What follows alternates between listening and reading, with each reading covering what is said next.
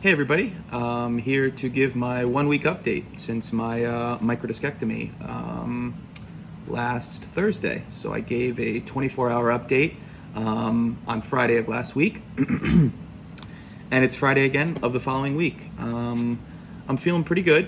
The incision site pain has worn down quite a lot. Of course, I still have pain at the incision site, but it's pretty moderate.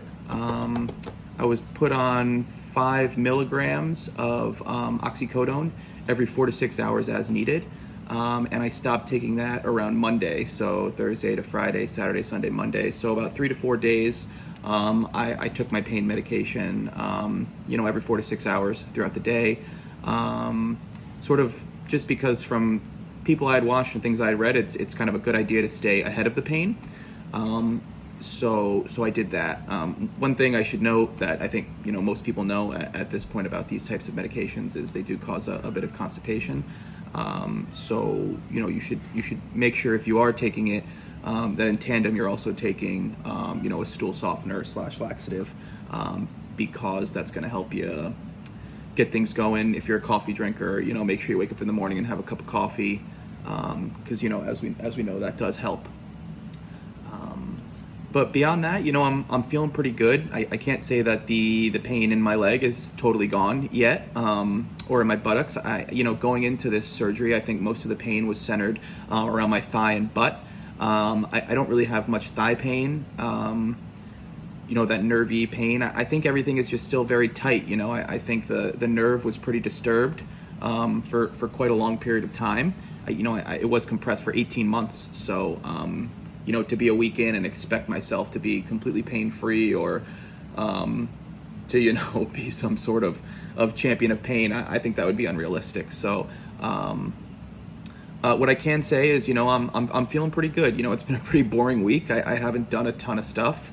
I have gotten out now and started doing some walking. At first I went down to the gym in my building because I actually wasn't able to open the lobby doors in my apartment building. They're just like really heavy doors, and I don't have that push for handicap or anything in my building. So I tried one day early on and I couldn't do it, and I said I'm gonna wait 4 or 5 days and see how this pain sort of subsides a bit, and now I'm able to open those doors in the lobby and get outside and do a couple laps around the block.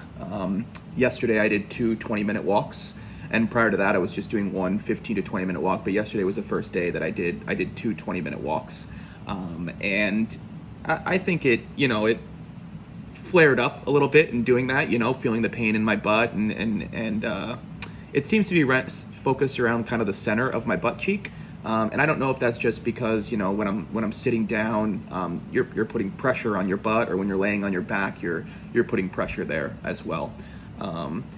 But for the most part, sleeping on my back, putting a pillow underneath my leg. I also alternate between left and right side. I have a pregnancy pillow, as I mentioned in my last video, and that's been pretty helpful in sort of hugging it when I sleep and preventing myself from rolling onto my stomach, and it kind of just gives you something to hold on to.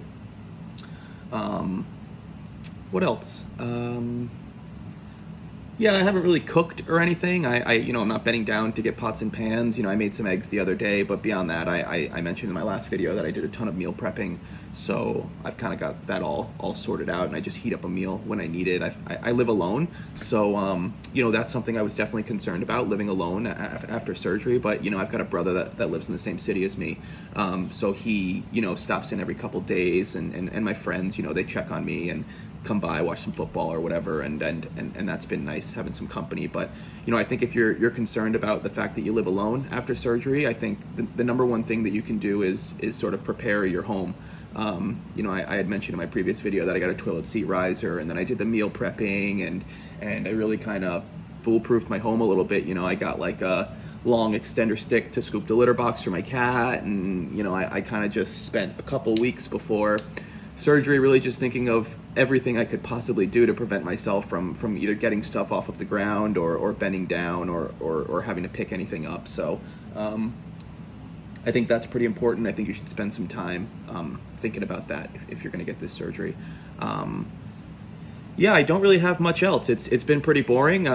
Spent a lot of time I don't know, watching YouTube or putting on TV shows and stuff like that. I'm not really getting on the couch because I have a pretty low couch, and I don't know, I think the bed is just more sturdy. And I got a new mattress actually right before I got surgery, because the one I have behind me here is like a full memory foam mattress, and it's just incredibly soft. So I even like tried to do the log roll method before I got surgery on this mattress behind me, and I noticed myself when I would plant my hand after doing the turn, I noticed myself just kind of sinking down. So I actually ended up getting a hybrid mattress that's more firm, and it's inner spring and foam. So that's given me more support, I would say, and helped me out kind of when I'm lying on my back. I think a firmer surface is a bit better when lying on your back. You don't sink in as much, and the firmer surface allows you to sort of maintain that natural alignment of the spine, which is what you're looking for after spine surgery, right? You want to keep your spine in the most neutral position as possible. Yeah, I mean, not much else to say, right? I'd love to give another update in a week, but as for now, I think some of the sciatic pain is subsiding. It's probably not as intense as it was prior to surgery. Of course, still incision site pain. It has worn down a bit. I haven't done anything with the bandage. My surgeon asked me to not do anything with the bandage until my follow-up, which I know most people's is 2 weeks after, but they weren't able to get me exactly 2 weeks, so it's going to be 19 days after. So I had my surgery on a Thursday, and my follow-up will be 19 days after that, so it's going to be the 27th of September. And I think that's when I'm going to give the next update is after my follow-up appointment. If anything happens in between, I'll definitely get on here and give an update. But in the meantime, yeah, I think the major pieces to recap are, directly after surgery, you probably feel most of the pain gone. You're thinking, wow, this is awesome. And then as a couple days go in, you feel some of that nerve pain come back and some of that phantom of the pain that you were feeling prior to surgery. And I'm just trying not to, think about that too much. I'm trying not to get, upset about it or disappointed in the fact that it's not completely gone, right? Because you watch a lot of people's videos and you watch a lot of things where they're like, oh man, I woke up from surgery, I felt amazing, and I've never felt sciatic pain again in my life. And you go in thinking like, damn, I hope that's me. And it's just not realistic for everybody for that to be the case. So you got to be patient, and I'm trying to be patient, and I'm trying to do all the right things. I'm trying to lay down and rest as much as I can, get outside and walk when I feel I'm able to, and really just take it easy. I'm off work for another, I guess, 2 weeks or a week and a half. And if I need more time, I need more time. I'm not expecting to need more time than that. As I said in my last video, I have a sit-stand desk. I can go in the office or work from home, particularly with this kind of going on. So that's a plus for me. But again, if anybody has any questions, if anybody wants to chat about what I'm going through, or questions about themselves potentially going into this surgery or anything like that, please leave a comment, and I'll be happy to answer them, and I'll be happy to chat about what's going on. But thanks for watching, and I hope this is helpful for anybody that's watching. Thanks, everybody.